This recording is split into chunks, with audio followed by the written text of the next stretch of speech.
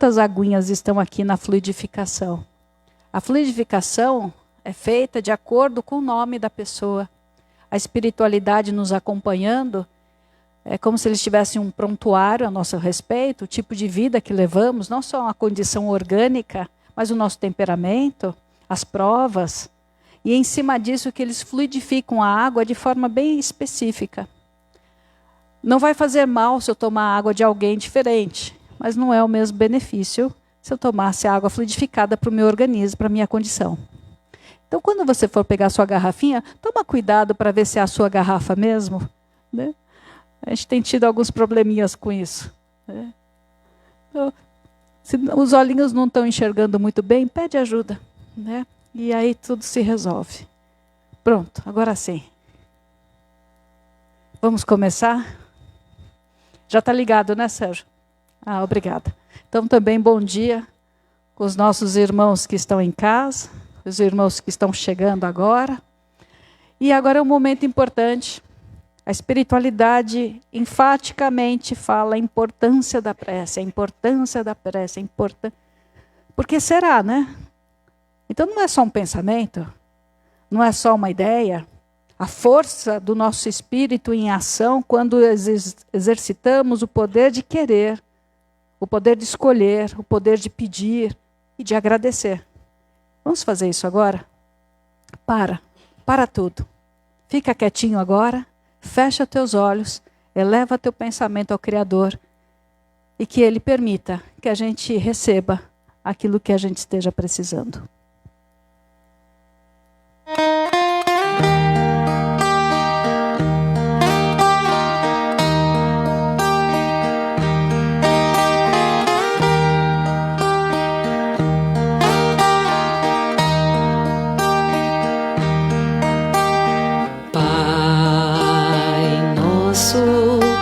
Estás no céu,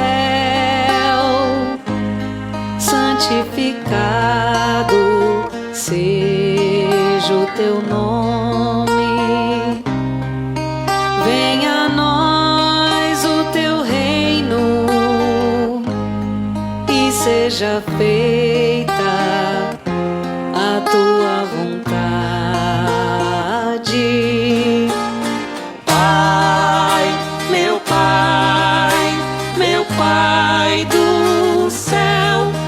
Pai do céu, eu quase me esqueci que o teu amor vela por mim, que seja feito assim.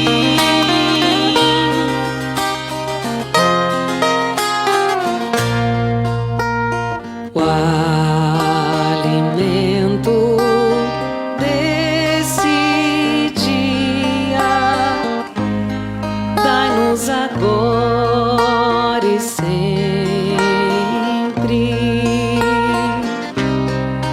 perdoai as nossas ofensas de um modo maior com que perdoamos.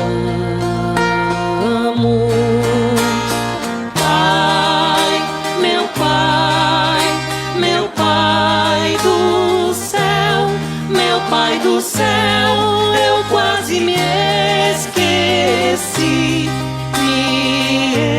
esqueci que o teu amor vela por mim, que seja feito assim.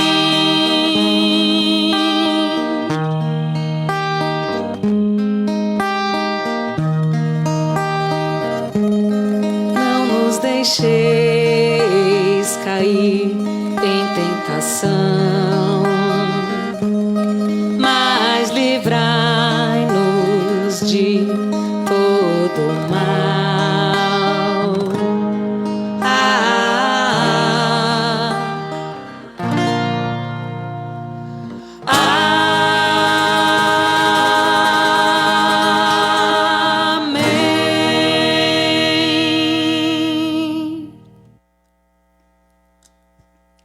A espiritualidade sempre está nos recomendando a boa leitura.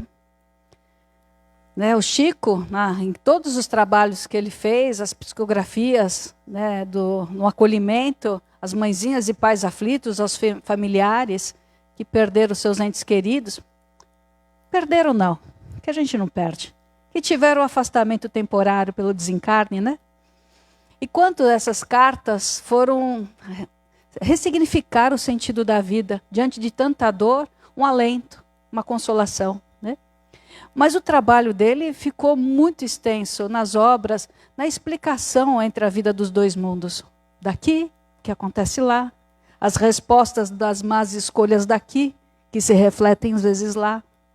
Esses dias uma pessoa me perguntou assim, Yara, a gente paga tudo aqui na Terra? Não gosto dessa expressão. Né? Deus não é um banqueiro. Né? A gente não paga, a gente refaz tudo aqui na Terra. Mas às vezes não é agora, nesse instante. Às vezes nós estamos já passando por provas lá de trás, que a gente nem lembra exatamente com os fatos, mas a gente guarda uma vaga impressão, uma intuição de algum sofrimento.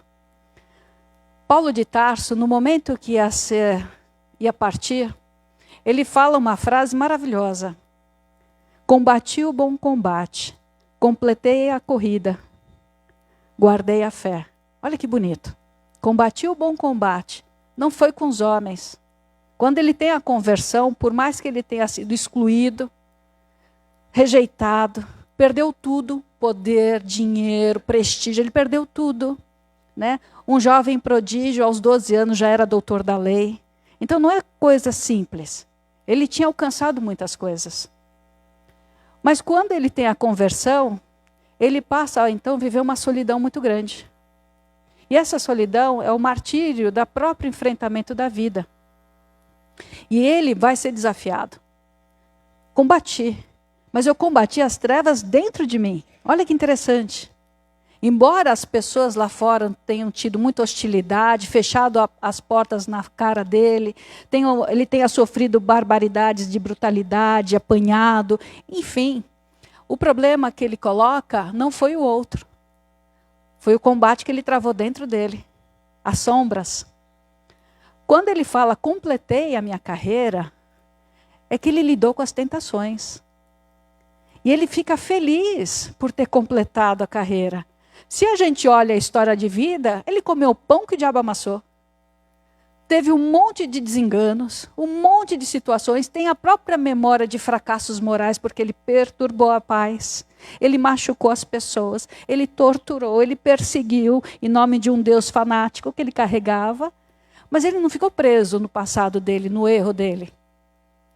Ele lutou pelo acerto dele. Não é interessante esse detalhe, gente? Às vezes nós aqui sentadinhos, ou escutando à distância, ou eu aqui com o microfone, perdemos tanto tempo com as vergonhas do passado, com os erros, os descabimentos que passamos, as nossas fraquezas morais, que a gente sai do caminho. E aí ele fala aqui, guardei a fé. Ele guardou o sentimento que animou ele a lutar diante de todas as dificuldades. Vamos pensar nós temos o antes da prova. Antes da prova é aquele momento de construir o nosso conhecimento. Construir. A gente tem tempo para ler, para conversar, para experimentar, para sonhar. Mas quando chega a prova, aí a gente começa a sentir a angústia da alma. Dá um certo medo, porque todos nós que temos que enfrentar algo que é difícil, é prova. Né? Prova é porque está desafiando. Senão a gente não se sentiria aprovado, seria fácil, a gente não ia nem sentir, ia ser uma marolinha. Então quando vem a prova, a gente entra nesse estado que Paulo de Tarso nos chama. É o enfrentamento dos nossos conflitos existenciais. É aquilo que eu trouxe para a reencarnação, para corrigir, para fazer melhor. E eu vou sentir tentação. Eu vou sentir um apelo do passado tentando me chamar para o mesmo comportamento ruim do passado. E a minha intuição, que é os acordos que eu fiz antes de reencarnar, a preparação que eu tive antes de voltar, vai vir à tona e vai ser o duelo entre o bem e o mal dentro de mim. E isso mexe com a ansiedade. Isso mexe com o estado, não existe esse termo, mas um estado de expectação. É uma expectativa de alguma ação que a gente vai ter que tomar, né? E quando a gente sai da prova, muitas vezes, a gente sente ainda meio machucado. Mas o processo da individuação é o que eu aprendi com aquela dor. E não é o que a dor machucou a minha vida, as perdas e os ganhos. É o que ele me transformou. É uma coisa muito interessante, né? A gente perde tanto tempo da nossa vida correndo atrás de dinheiro, status, posição, ciúmes, relacionamento, né? Quantas pessoas hoje estão aflitas em ter um parceiro, uma parceira em sites, em aplicativos de relacionamento, e ali, num celeiro de provas, a gente ainda aumenta as nossas dificuldades. Então, nosso evangelho de hoje, o bom combate, é sobre aceitar a solidão do processo de vencer as próprias inclinações. É solitário. Mas se a gente conseguir entender a transição dessa solidão para a solitude, que Deus, a confiança plena, guardei a fé, a consciência plena do que a vida nos reserva, do que é essa promessa maior, profunda que Jesus nos apresentou, então a gente vai se sentir justificado. Vai vir uma paz. Mesmo com o corpo todo arrebentado, com aquilo que a gente olha para trás, parece que está tudo destruído, as ilusões. Mas a gente nasce de novo. Então não é só o nascimento entre os planos da matéria e do espiritual, é um nascimento interno. Não é um tipo de batismo? Não é um tipo de batismo? Eu saio daquela condição e entro para uma nova condição mais iluminada, mais consciente. E aí eu pergunto, né? Qual é a dor? Tanto se fala da dor do Cristo na crucificação.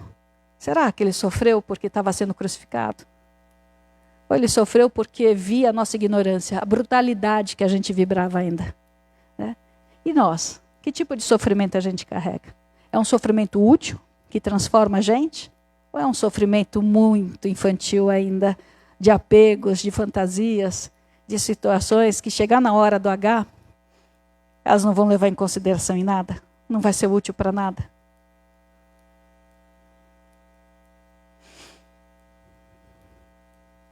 Elevemos o nosso padrão vibratório, que a espiritualidade amiga, que também está nessa casa, como tantas outras, graças a Deus, né? Possa nos socorrer, mas que não faça um remendo não, que nos ajude a cura de dentro para fora. Se a gente não tocar na causa, a gente vai viver sempre de sintoma, e isso também gera exaustão. Vai chegar uma hora que o nosso corpo e a nossa mente vai ficar resistente à mudança. Então que a gente seja também mais acessível à doce influência da espiritualidade. Muito obrigada a todos, um ótimo dia. Vamos começar a nossa chamada. Por gentileza, silêncio de todos. Vamos manter a vibração em harmonia, por favor.